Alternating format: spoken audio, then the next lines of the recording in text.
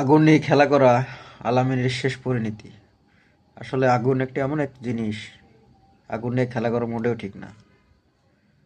আলামিন এখন জীবন মৃত্যুর সাথে লড়াই করতেছে 52 মিনিটে। আনোর কিন্তু ভুলে অতিরিক্ত পেট্রোল দেওয়ায় মুহূর্তেই ভয়াবহভাবে ছড়িয়ে পড়ে আগুন। আগুনে তার শরীরের ৩৫ থেকে ৪০% দগ্ধ হয়। আগুন নেভাতে পানিতে ঝাঁপ দিলেও রক্ষা পাননি তিনি।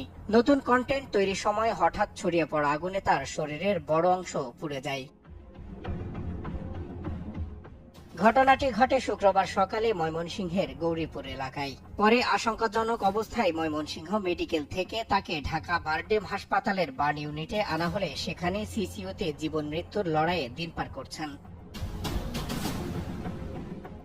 দুর্ঘটনার পর সহকারীরা দ্রুত তাকে হাসপাতালে নেয়। পরে উন্নত চিকিৎসার জন্য ঢাকায় আনার পর চিকিৎসকরা তাকে নিবিড় পর্যবেক্ষণে রেখেছেন। বার্ন ইউনিটের চিকিৎসকদের মতে শরীরের গুরুত্বপূর্ণ অংশ দগ্ধ হওয়ায় তিনি এখন ঝুঁকির বাইরে।